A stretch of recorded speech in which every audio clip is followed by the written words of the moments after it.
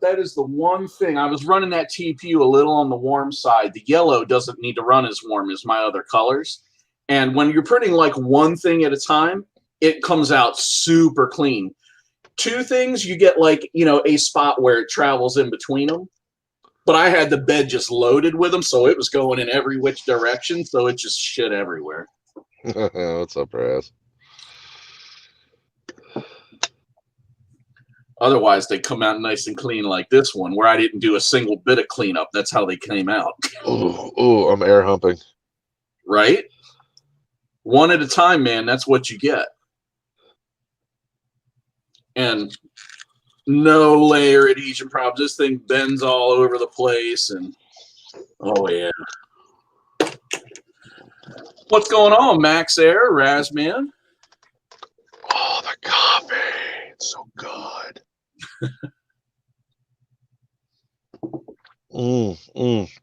I can't stop. Oh, I should, but I actually ran out of my Black Rifle stuff, so I got this Starbucks Holiday Blend. It's really good. You know it. Yeah, so now...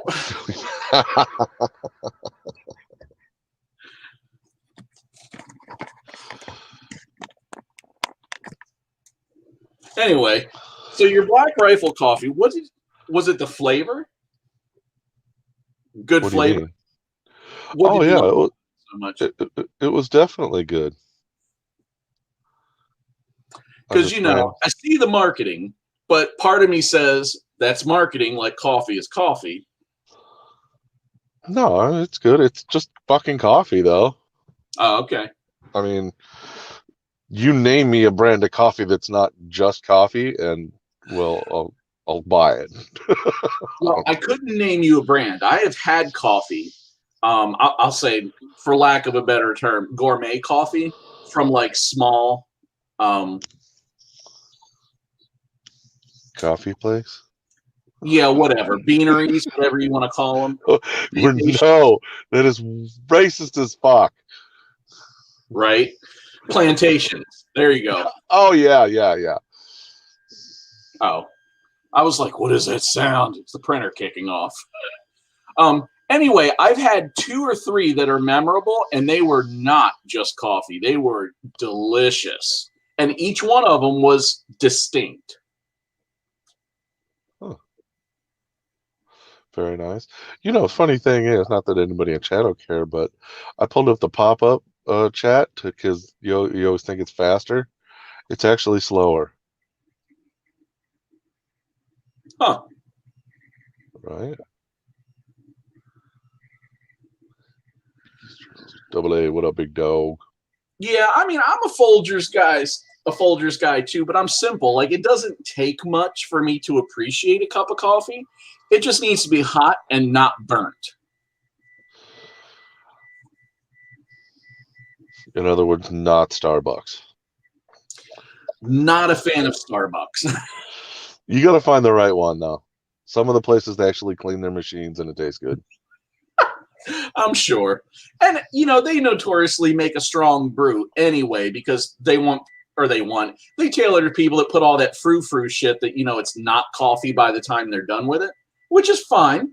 And so, by having that really robust flavor, it kind of breaks through all the other stuff. Yeah. Yeah, so, look, I can't help myself. I saw it, the middle of last week pop up or something.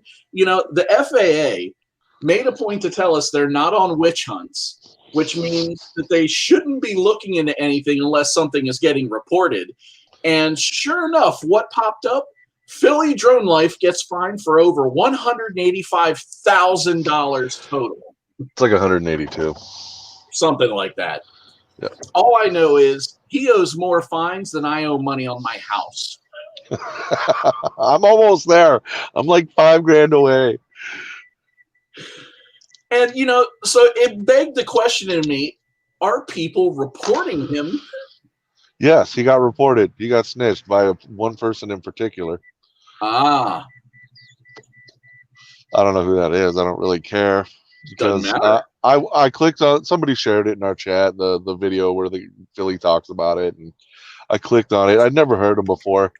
I listened to him for about 30 seconds, and in your sister's ass. I'm like, no, I cannot. No, off.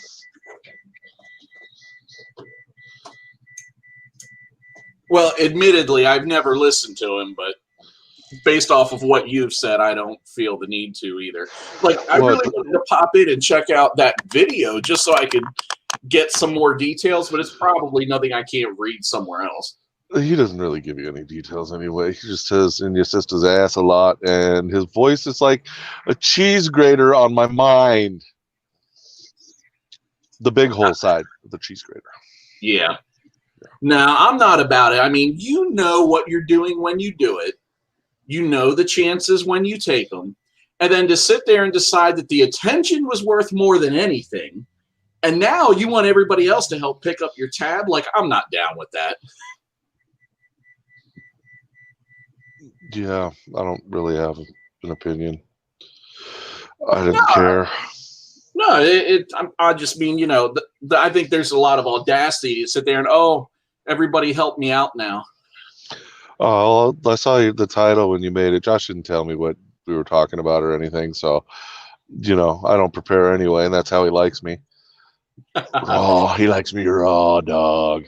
I don't prepare much myself. No, so what happened? Philly Drone Life, one of the YouTube channels, the guy's mostly camera drones, got fined by the FAA for over $180,000 total. Basically, they found a bunch of his videos. Yeah, he was ratted out.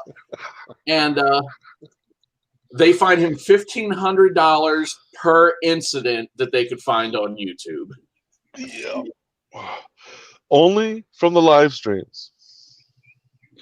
Apparently, they are. See, what the only thing that I actually got out of this, besides a headache from the motherfucker, is the fact that YouTube is not going after pre-recorded YouTube, or FAA is not going after pre-recorded videos. So your edits should be fine. But you go break some rules on a live stream where, okay, now they have proof it's actually you doing it because it's not an edited video that is not admissible. Then you get fucking busted. I get it. Okay, see, I didn't get that out of our conversation earlier, so now that I didn't say it. But that's my assumption. According to what little I know about using video evidence as in law, is that if it's an edited video, man, I mean, that's not going to be proof of shit because it's fucking edited. Well, and we've even seen that in the hobby. I mean, you remember the guy that was flying over a landing path, and ultimately he ended up with just a wrist smack because at the end of the day, they can't say for sure that it was him. Yeah, literally, even if you got a cut in your flight and you go and you land at your own feet with the camera looking up at you controlling it, that's not proof. Right. So, well, at the end of the day, unless there was DVR or something to put the other side together, they can't prove it was you that just landed in front of yourself. Yeah, I don't ever use DVR, so I'm not going to have that problem. Right? Oh, that's actually a good topic, too. The orcas, yeah. Have you seen their latest business venture? No, I have not at all. So, Orca is supplying goggles to a company that is producing RTF. So they're selling these to police and military RTF tactical teams. I need that job. Yeah, so it's used for barricade situations and hostage situations where it's not safe to send somebody in, but they want to be able to send a drone in for reconnaissance and stuff.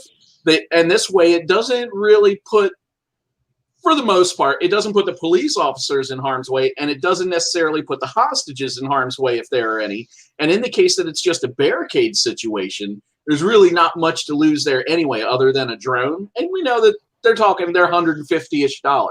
But Orca is providing the goggles for those kits. Nice. Dude, a Cinewhoop is what they need. That's what they have. Yeah, that totally makes sense. That's cool. Well, I think it is cool because they pumped up goggles for what, almost 2 years before they released something official. Then when they did, there was a big hubbub and everybody's going, Orca, Orca, Orca. But even the people that were doing that weren't necessarily buying them. And then you almost didn't hear anything about them since then. I did see they got a pretty drastic price decrease. Well, yeah, their competition almost blowing them out of the fucking water because you can't sell a product on, hey, it's going to be really cool in the future. Nobody gives a shit. They want what's good now. So, well, especially when HD came out and made the splash like it did right after Orca released their analog solutions. Yeah, well, I mean, it is going to be HD, and I think it's the actual Orca goggle itself that's out now. So like I said, it's going to be good in the future. But we're still in that coming soon. But speaking of goggle news, apparently they're not making DJI goggles anymore. I saw that. Yeah. So I would put that up to they're not making that model anymore. Well, I did catch a bit of that Bardwell. That's where I stole this from. Okay. Because I was looking for something to talk about. And apparently they were using a Huawei chipset. So extrapolate from there because you can't sell Huawei in the United States. Right. Okay. I see. What's up, Mikey? Night Train in the house. But everybody thinks they're gonna come out with the V2. So, I'm sure. Yeah. But it's just funny that they're discontinuing before they even release a hint of V2. I don't think they had much choice. It's not normal. Yeah. I mean, you got to admit, at that price point, not that people in other countries weren't buying it, but I'm sure the United States was in the top of the list. And so to lose that market. Mr. ED, you can afford $400 plus goggles. You can. It's just going to take a little extra work. Tell him, Chuck. Oh, I told him.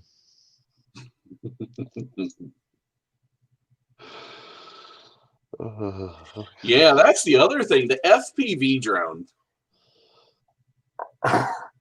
Like, part of me wants to say, okay, cool. When they did the goggles, I thought, okay, cool.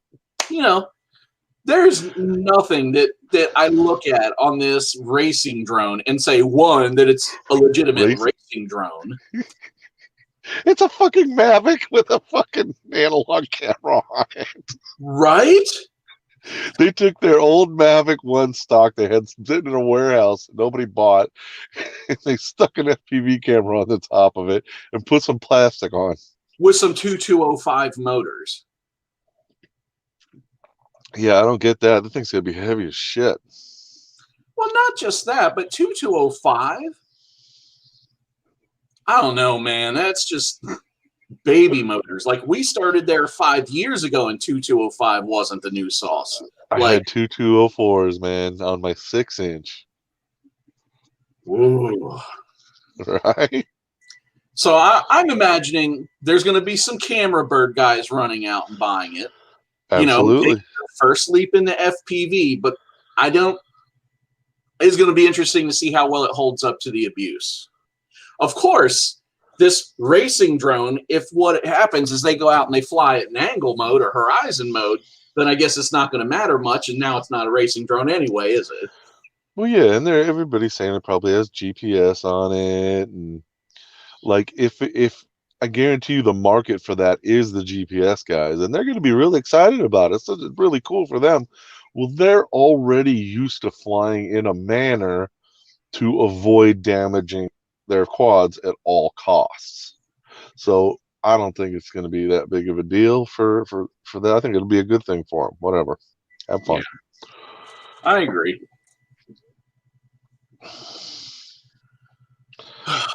I don't think DJI knows what carbon fiber is, bro. Isn't it that forget it. Can't Yeah, got nothing. Helicopter, what up, big dog? The DJI snail. What? That's not ringing any bells for me. Where are you reading this? At least there was carbon in the wizard. All right, I'm curious now. Yeah.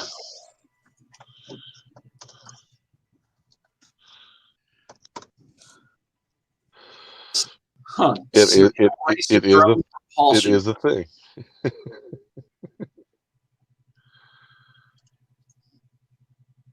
Oh, lords. What the fuck is that? Oh my god. It looks like a dude, it looks like a blackout frame with look straight up. Like it almost looks like it has a clean and dirty section. All right, that's fucking Okay, 2305 motors paired with 5048 tri-blade props. First of all, that's a pretty steep prop for 2305 motors.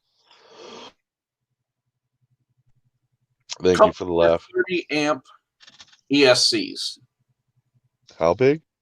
30 amp 4S. Oh, I thought you said 3. I was like, what? That's not even possible. So it's really just a propulsion system. It's the drivetrain. It's not everything. Thank you for the laugh, helicopter.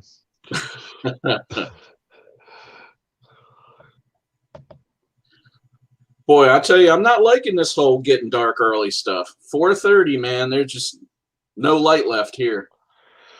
Dude, my flying has gone from not a lot to none. Yeah, same. And I've kind of been fiending.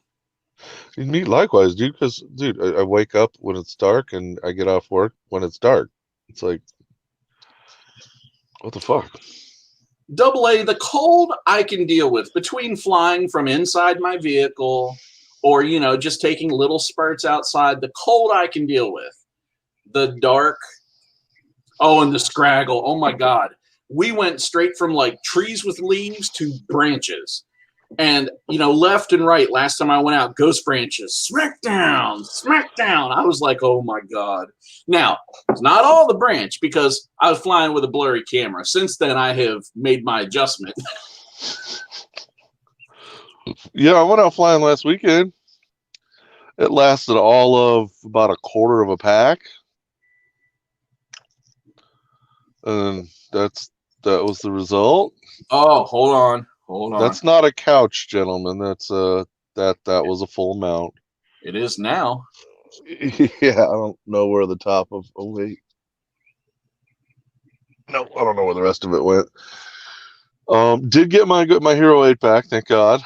Thanks to some little Mexican kids that wanted to steal it but didn't have the balls. Thank goodness. We can get into that if you want, but on.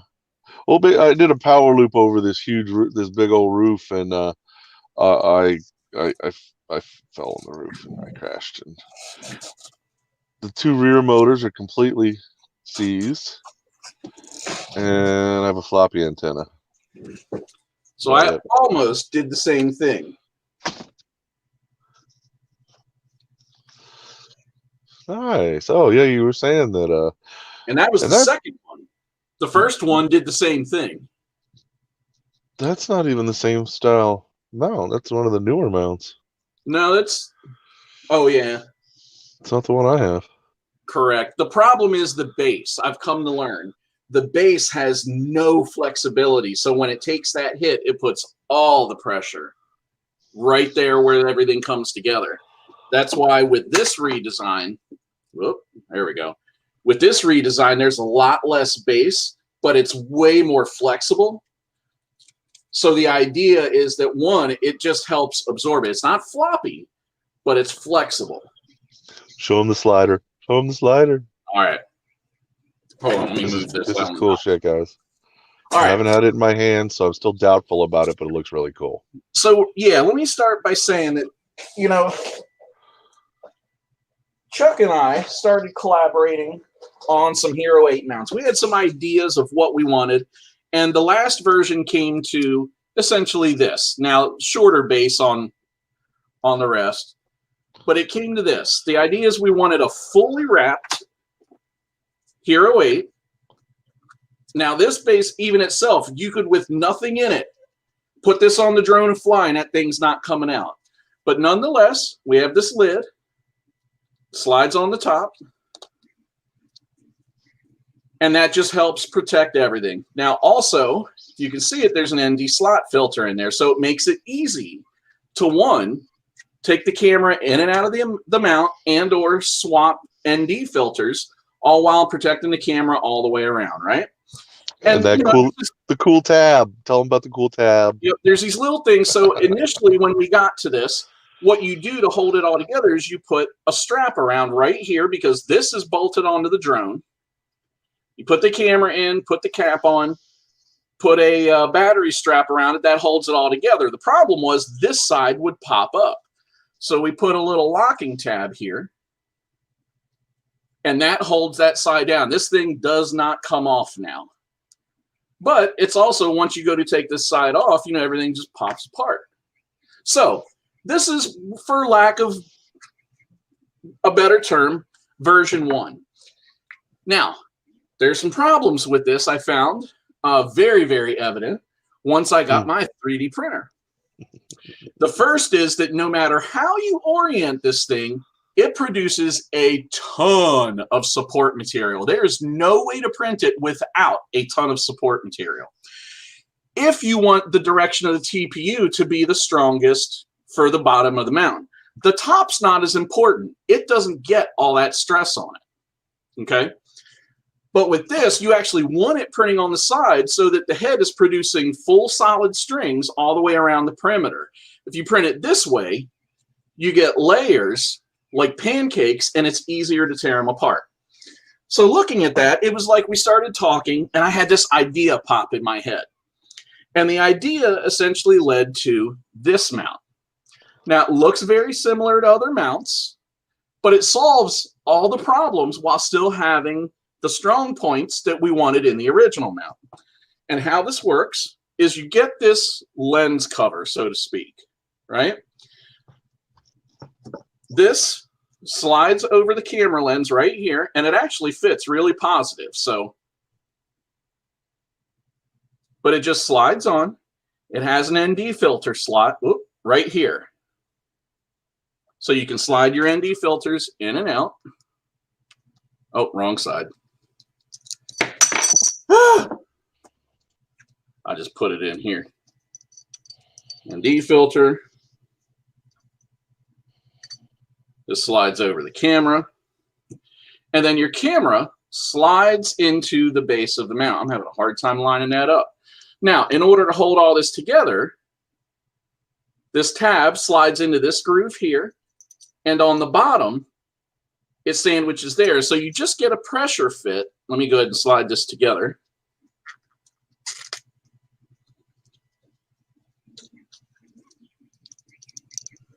And together, the three pieces become one solid piece. Oh, why do I hear rattling? Well, that's the TBS Jello Guard lens. It's thinner than the camera butter ones. Oh, okay. And now, sliding it in like that, does that cover the hole for the ND filter to fly out the side? It does. That's why we put the filter in this side, so it positively captures the ND filter. There's no way for the ND filter to come out of that. Now, how easy is it just to push that camera out the fucking side? Well, it's easy enough that you're not going to fight with it, but it positively is grabbing through friction that it's not just going to slide out in a crash. Now, Yeah. With that said, the other thing that you encountered at one point was that your doors were flying off in crashes. So there's just enough of a perimeter here that it captures the side of that door, so that door can't slide open and can't fly off. Yeah, anyone that's had a hero that's had a hero knows about that bullshit. Right. It also helps with pushing the camera out of the mount. Having that open makes it a lot easier. Very nice. So you put all that together, and the big problem we solved with this, we're actually twofold. One, by having this better base that is more flexible, which, you know, I could still outfit the other design with a similar type base too, right? So then you have some choices for what you want. But yeah, we fixed that weak point, and then when you print this one, you print it on its side, well, like this, and the only place you have a little bit of support material is right here, just to hold the base up, and just a little bit for these openings right here, so to support this bump out, and a little bit for the window. And honestly, I actually think I could do it without support. It just wouldn't be quite as neat. Right on. Marcel says he doesn't own a GoPro anymore, but that's really nice. And then this piece, what I do when I print it is I print with this slot up. Then we don't get any support inside where it's hard to remove. The only place you have any support is to hold the openings right here. Yeah, nice. So you literally just pop that out and you're good. And look at the bumper value on that shit. Oh, yes. And that's so that when your camera's back, but you're flying, when you hit something, it's going to hit a little more square. Well, it always hits the top anyway. Now, here's the deal with this. This has a little bit of, you know, thickness all the way around it. There's only 50% infill. It's still firm, but it has give for padding. Here's the other thing. You look at this, and this is a little bit thicker. This actually has 50% infill also. All the way around, it has 1 millimeter of semi-full body. And so that also gives it a little flexibility, but it also gives it just a little bit of padding. You'll never feel it when you squeeze it, but it's there. You're getting a lot of interest in this. People want to know if you make it for other cameras, other heroes. I could very easily. But these STLs are available for anybody that has an 8 that wants them. If you want to put your own base on, cool, you're more than welcome. If you would like me to put a base that's appropriate for your frame, you just got to get with me so I can get the measurements. It's actually it would be a really easy thing to do. Knowing so Josh, I haven't been reading because I've been talking, but thank you for the kind words. Go ahead. Knowing Josh, no, it does not show up in the super view. No. That was one of my requirements. I did not want to see mount. Night Train says you're a regular printing fool. Second hobby engaged. At the moment, this is probably his first hobby. Well, yeah, honestly with the light, but you know, with me learning modeling this year, you know, we came up with this 100%. This is not something we started anywhere else with. This is 100% our own design. I'm gonna correct what he just said. That is 100% Josh's design. I didn't have nothing to do with that one, but maybe putting an idea in his head. You put a few in there. But yeah, so these are completely modeled. This is not, neither of those is somebody else's mount. I grabbed this camera, I grabbed my calipers, which are right now over there, and I modeled the camera so that I could model the mounts around it. So to answer your question, yes, Josh prints stuff. Only 3 installments of $39.95. Now, I have session mounts too that, you know, we designed with similar type things in mind.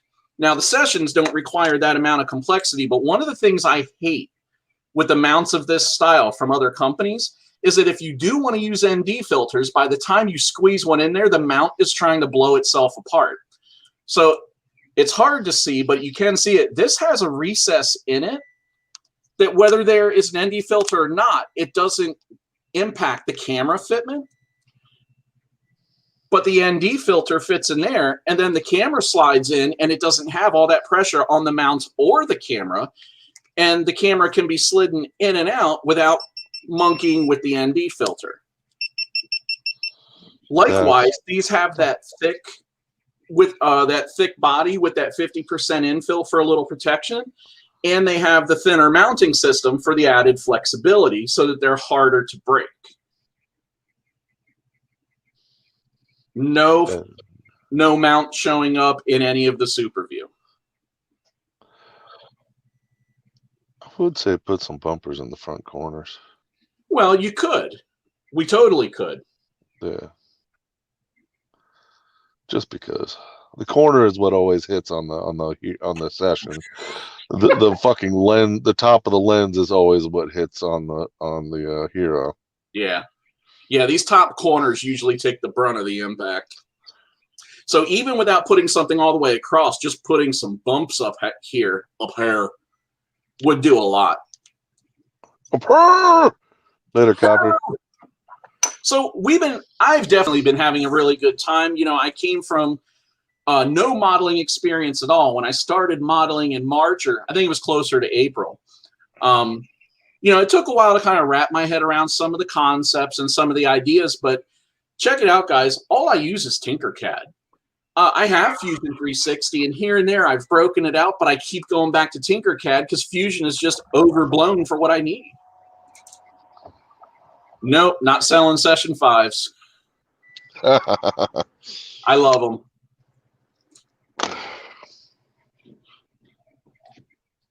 Hey, I got two right here.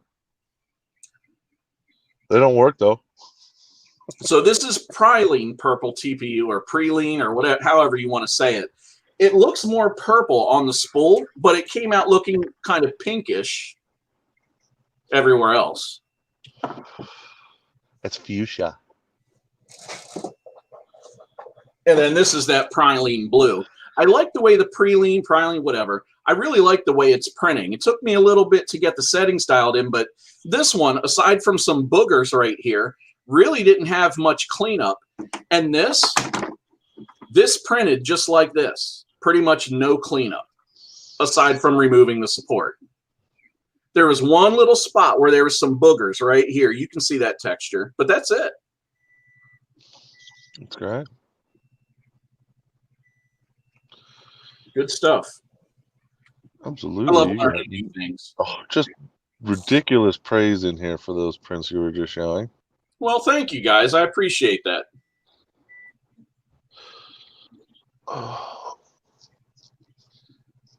There's something, you know, the reason I wanted to get into that one, you know, like most people that fly FPV or fly drones, we definitely have a use for 3D printers. But one of the things I hated was that everything I found was only 90% of what I wanted. It was never 100%.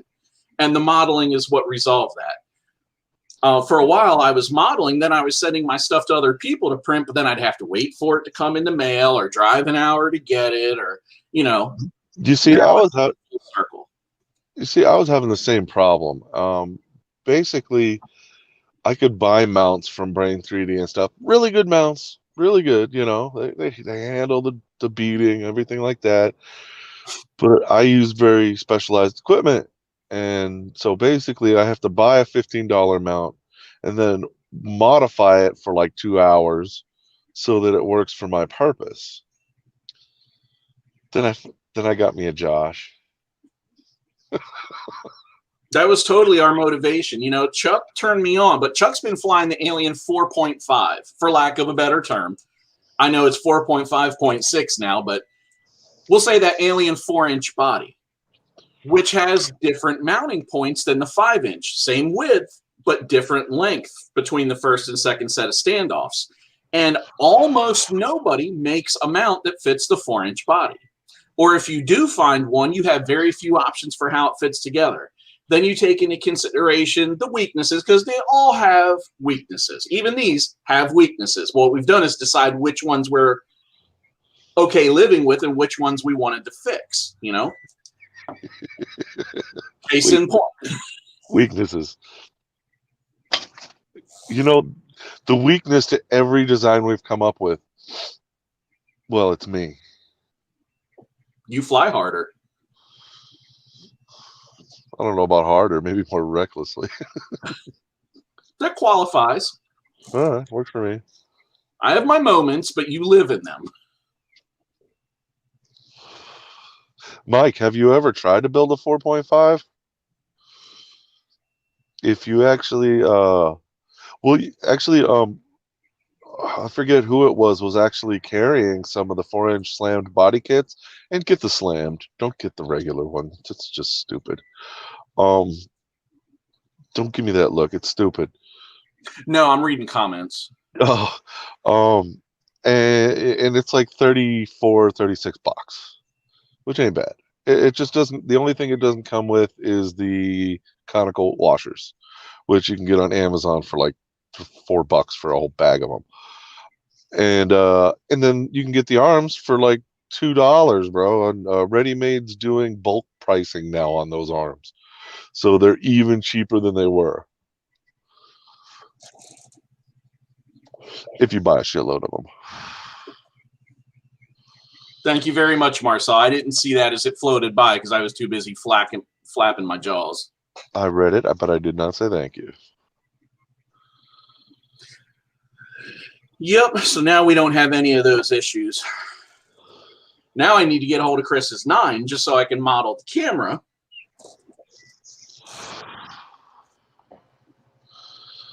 Well, you know he's got a 5 as well. True. So yeah, feel free to send me a message on Facebook Messenger.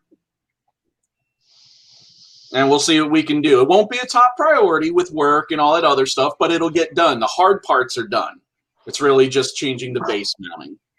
and for those that don't know, it's Josh Withrow. It is. Not Lay Jar Jar.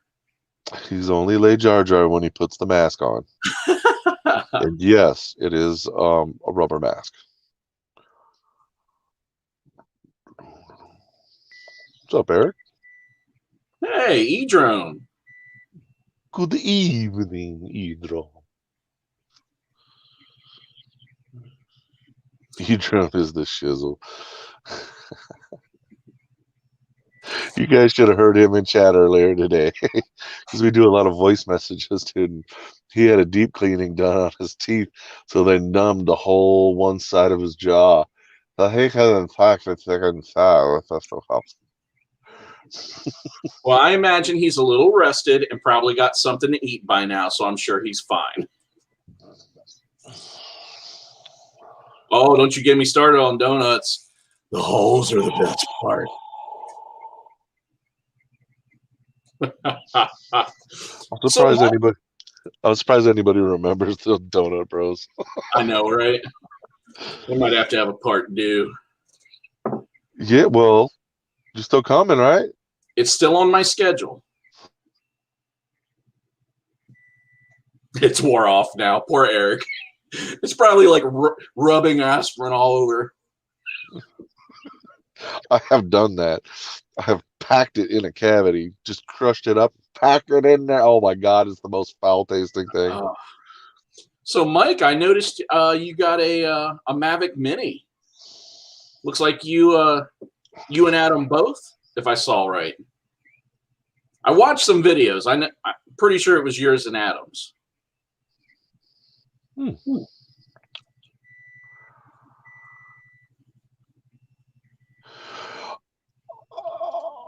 I don't know if I want context.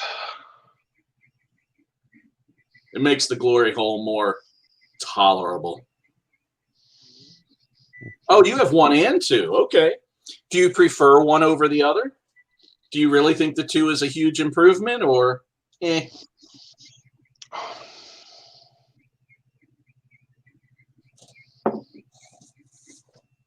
I bet you did. I got some special mouthwash for you. Think it's a good idea to put my coffee directly on the laptop? Yes. Cool. The 2 is way better. All right. Well, there you go.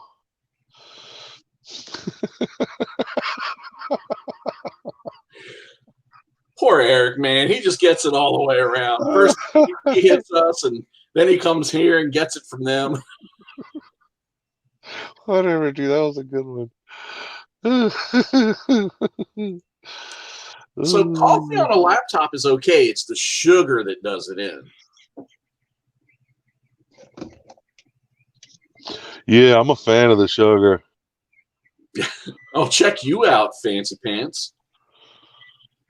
Pump action. It's the only way to go. Pump into the pump.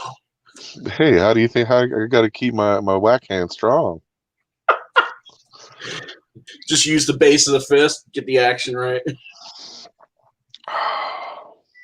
I could make you a special handle for that.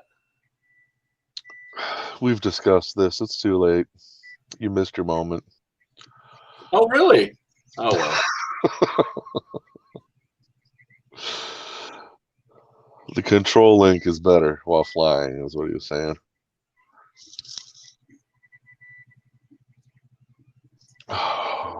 See, when, whatever, I get a camera drone, it will be a mini because it's got to be backpack sized. Minimal footprint. Well, plus However, with the car, that will not be happening until the weather warms up at a minimum because I don't need it to sit in the bag all winter.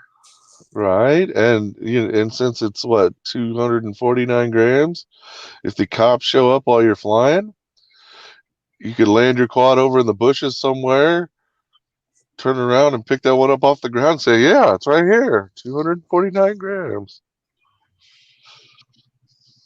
I don't know how well that'd go over.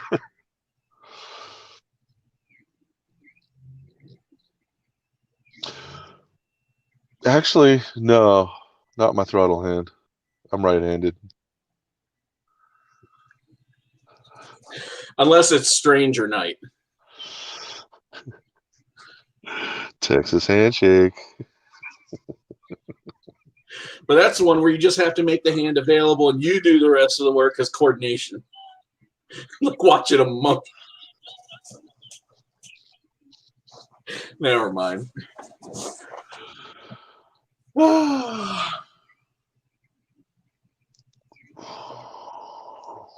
I keep drinking this coffee, but I'm not getting anything from the caffeine anymore. TMI. You like the info. Marcel's looking at. The extra information is why you come here, AA. Don't forget it. So when we run out of shit that's interesting to talk about, that's when the show really starts. Here's where Reedy tries to kick me.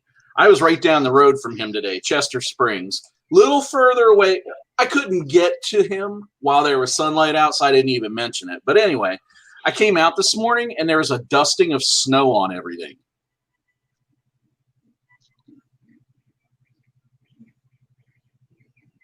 I was not a fan.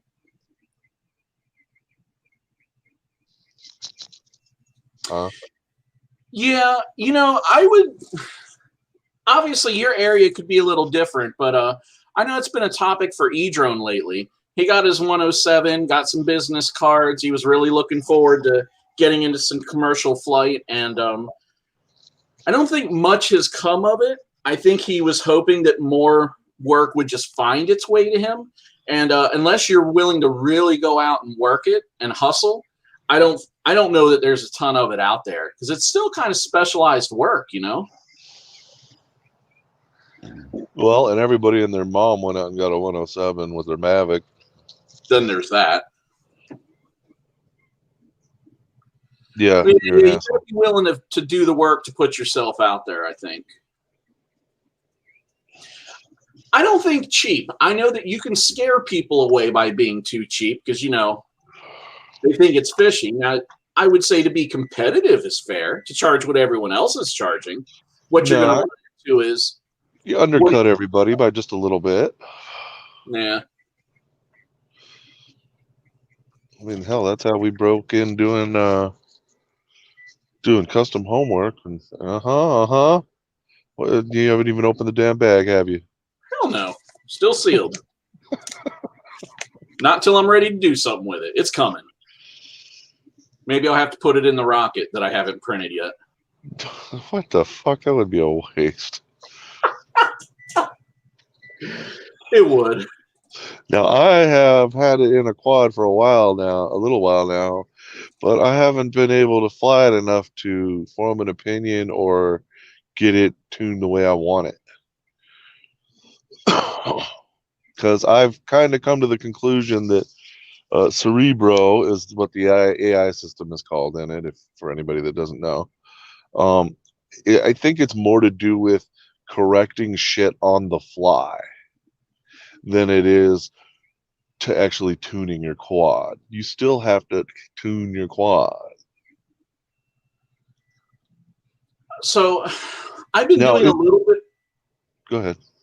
I was going to say, I've been doing a little bit of reading, and from what I can gather, it's not doing a ton with the filters. It's more about the PID, maybe some light TPA. But it actually is writing the settings back to the EEPROM. The thing is, it makes minor adjustments all the time. Now, if you think about it, that's a good thing because, tunes can change with the weather. Tunes can change with, if you go on a trip or you move. Now, with some of that stuff, these things aren't making huge changes every flight. Like you have to do, a dozen flights to really have it lock in?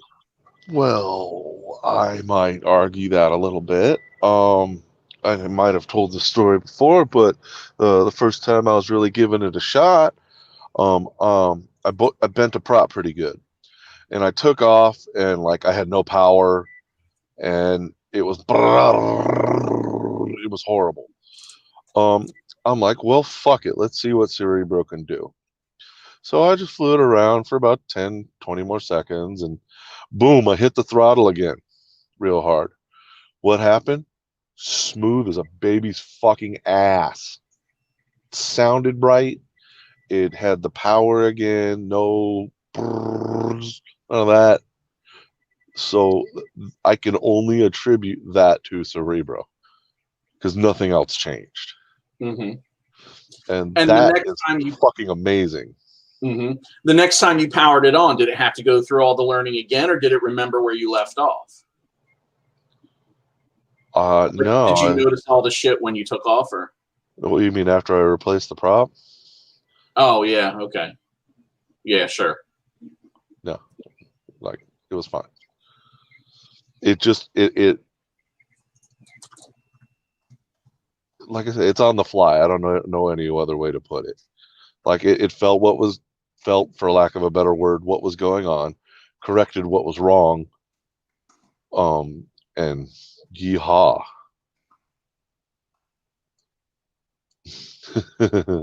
Mystery D, if you're talking about the H7, bro, good fucking luck.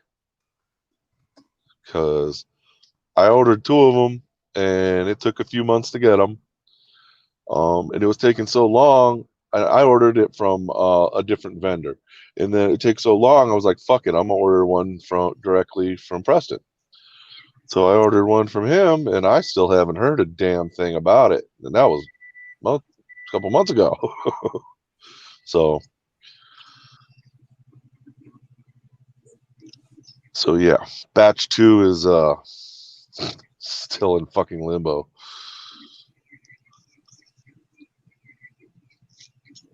I'm giving it a shot. One of the things I noticed, I say I have all the parts.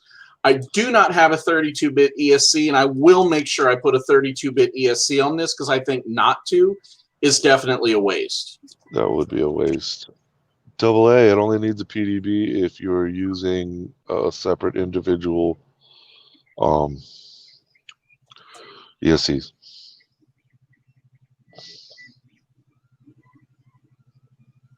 Yeah, so the kids' school needs trump my desire. Actually, I still have a big lack of desire to do any building, but it's going to get to a point where I'm just ready to throw a couple things together, and I just have to steal a bench for a day and then clean up after myself. It's coming. I want to get everything ready. That's why, if you guys, I don't know if Chris how many people he told, but he found a rocket drone frame thing, 3D printable. So we're going to print those. Chris already has his together because, you know, he does everything overnight. Me, I still need to print it, but I'll have that ready to be put together, the H7 drone. And then I've got a 6-inch I need to finish building. It's like 3/4 of the way together. So whatever. Yeah. Why would they make an all-in-one mystery? All-in-ones are no. Too many components to be put in one board.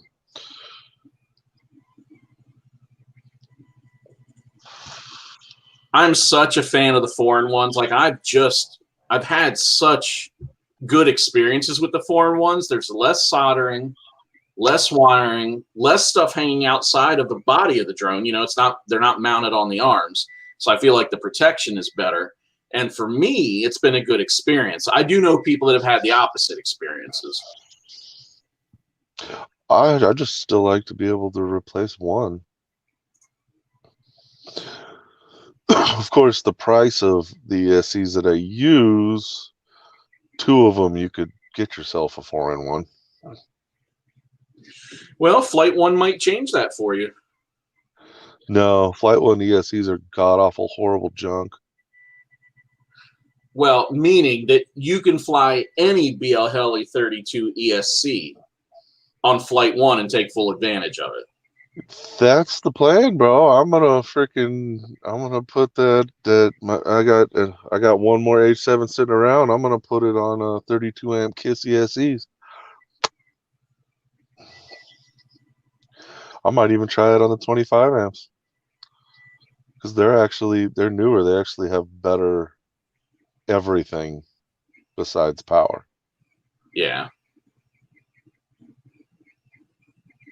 And to be honest, they don't have that much less power because when you hear, oh, a 25 amp ESC, you do this just a 32. Well, no, that doesn't really mean anything, to be honest. What means something is the amp limiter, because the amp gets limited at 40 amps. So really, it's a fucking 40 amp ESC. Because most will hold that burst for a minimum of 10 seconds. Yeah. I know. This is one of those Razman conversations. More numbers better! And if you really look at your sustained amp usage and your burst amp usage, it's only hitting 80, 90 amps for what? A second or two? 6S. And then sustained amperage is way lower. Yeah. Talking 6S people. Even 4. With 4, I've hit 112, 115 amps total. You've obviously never flown with Josh Ketchum. No, I tried.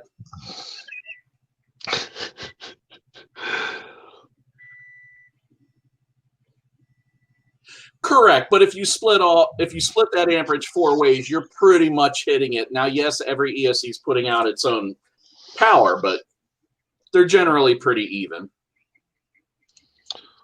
Mr. D,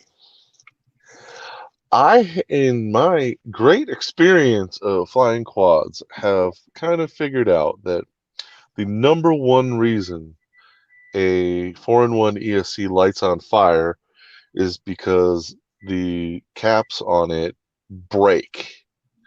Not the cap themselves, but the solder, because when you get soldering from a manufacturer, it's as little solder as possible. Not saying they're not good, but it's less than we use by far. So when one of those things cracks and it's touching and then it's not touching and then it's touching and it's not touching, well, that makes really bad things happen. It shit lights on fire. And that is probably the number one reason shit lights on fire. And, the solution to that is epoxy or UV light epoxy shit. Which helps. If you crack an ESC, you're still going to get arcing. Or, a cap. If you crack a solder joint, you're still going to get arcing.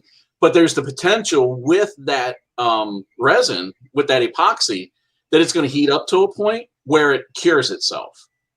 Yeah, and it's going to keep it where it needs to be, and like you're not going to light on fire really as often.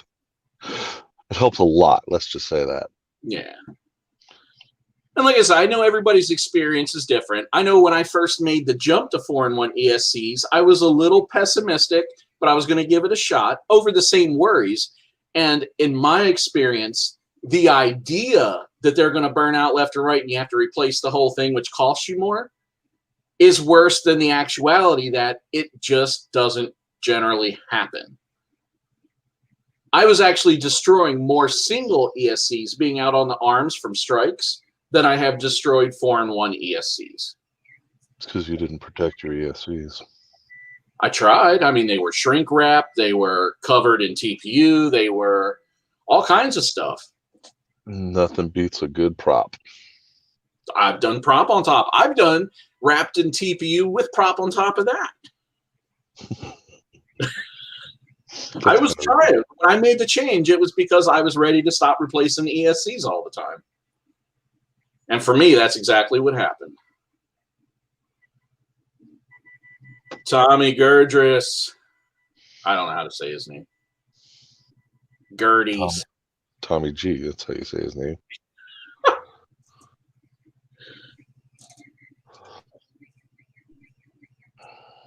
So I like me some Acon. But I have fallen in love with some of the Mamba hardware too, because I found it to be just as reliable, just as clean running, and for about 2/3 of the cost. Well, I'm gonna throw in that hat the Puro 32 V2. That is a bad mamma jamma. As far as I've seen to this day, no other ESC has been tested so rigorously and so hard and come through unfazed.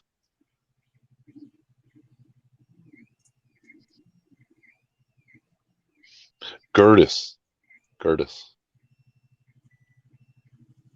Well, Diatone makes a Mamba stack that has an F7 flight controller with either 32-bit or, sorry, BL Heli S or BL Heli 32 4-in-1 ESCs.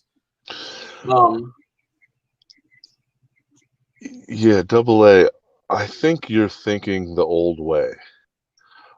I think damn near all FCs are a PDB FC.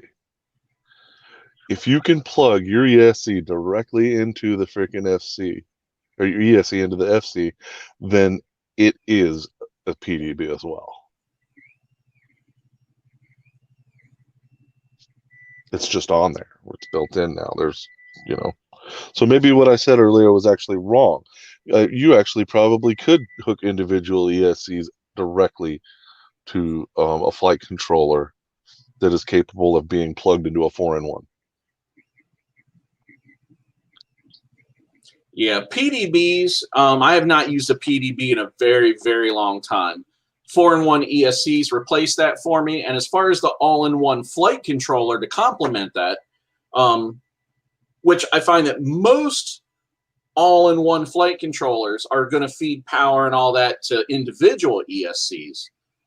So if that's where you're going, I don't know that they do.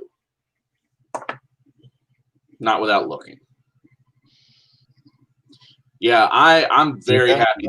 Based on Chris's experiences with the Mamba, I started running them, and I am very happy with the value. Dude, they have to. They would have to be able to support single ESCs on an FC. Because your power... Not every flight controller has power leads to support the ESCs. Any flight controller that can plug into a 4-in-1.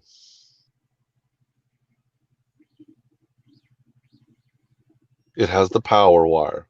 If you look at the harness, it has power. Actually, there is only one power for the ESC.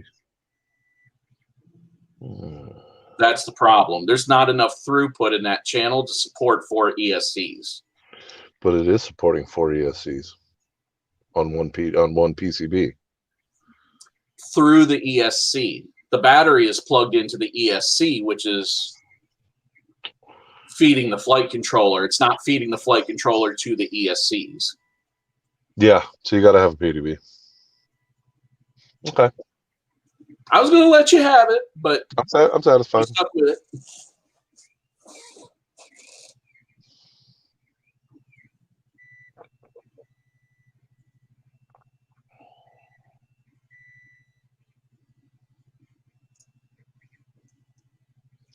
It's like he's trying to talk to us.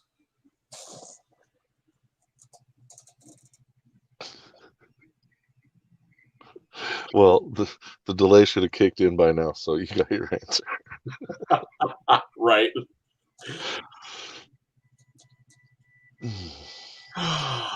Mike, I was actually tempted to try a Mamba ESC, like the 45 amp on my H7, but I think I'm gonna go Kiss,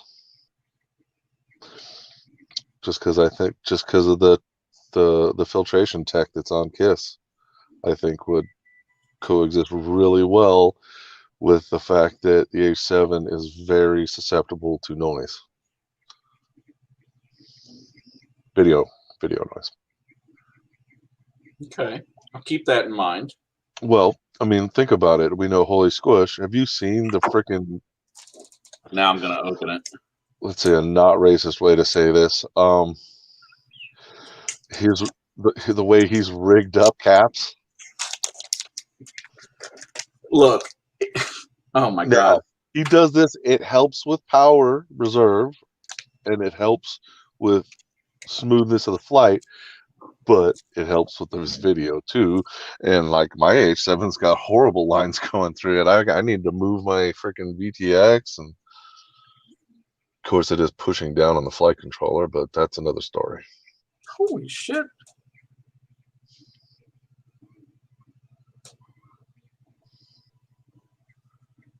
Yeah, to 20 by 20.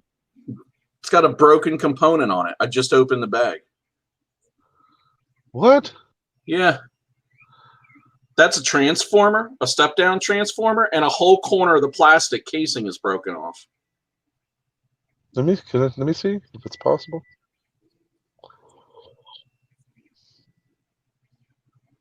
You can sort of see it in the light. Yeah, it ain't gonna focus. No. I'll take a picture and send it to you on Messenger.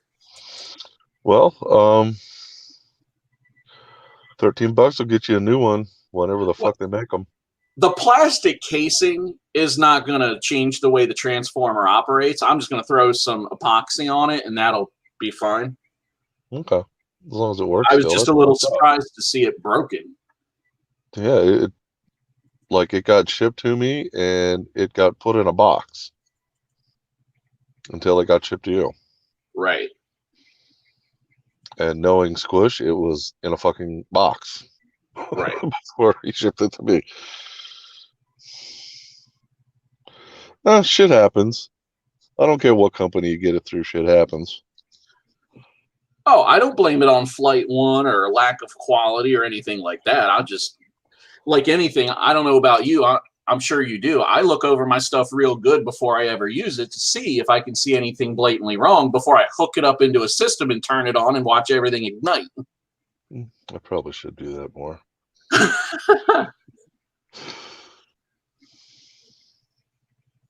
I might freeze for a moment. Shit, even it's hard to see on that. Let me see if this one's any better.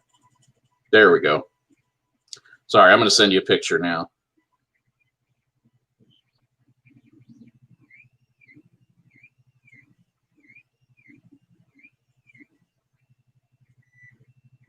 There we go. Anyway, I'm actually really looking forward to this. Flight One never fully grabbed my attention, but with all the advancements they've made, now they're starting to really bring them all together. You know, they're doing a lot of really, really bleeding edge pioneering. Holy shit.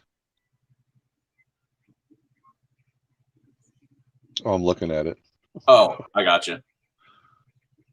I wish I could show this to you guys. Actually, you probably could with your phone. Or I probably could. No, I can't because I'm filming from my phone. You can actually see it there now. That corner's broken off.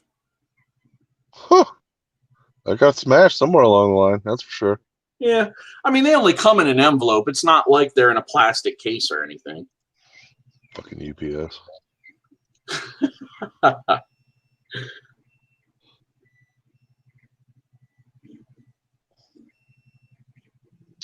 You know, Mike's saying that he's been looking at FetTech stuff more. I guess FetTech owns Kiss or Flyduino now or something. I may be wrong. I heard something stupid. But anyways, that's probably an old ass comment too because I don't know. I've heard not good things. Like it ain't Flyduino, bro. Oh, well, FETEC is owned by Felix. Okay, so it's the other way around. That I said. Who is a KISS developer. Well, the Felix, KISS developer. Felix is Kiss, bro. He Right. is Flyduino.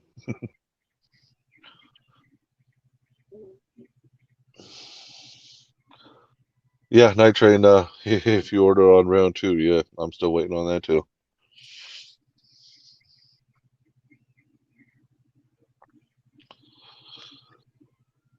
Mystery D is consistently asking, what the fuck is beeping? Oh, you can hear my background? Yes. Oh. 3D printer. You're hearing it play the song of its people. Dude, everybody that's come out here, even Brandy, she's like, what is all that noise? It's like tweeting and whistling and like, is that the motors grinding? I'm like, no, that's the motors operating normally. Yeah. Double A, I see you asking this more than once. So we're probably not the right people to ask about this. Maybe somebody in chat. Because we don't use those at all. I don't think I ever used one. No, I don't even know that Chris would know much. He might have an opinion, but I don't know how much it would be founded in experience. Personally, bro, I would just say throw a freaking Mamba stack in it. They're cheap. They fly good. Yeah, an F4 Mamba stack. Too, like not a bunch of noise or anything. I was really shocked. Like a whole stack is like $50 or something for an F4. Yeah, you can't beat that. You get an F4 with BLHES, 45 amp ESC for $50 or $45. No, I'm not going to worry about that, Thomas. When I'm ready, I'll throw a 32-bit board in there, and that'll resolve that. But I appreciate it.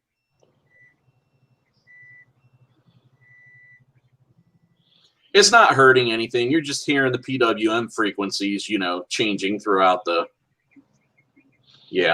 words. Yeah, so stop your bitching. It's not your live stream, Mystery. Shots fired.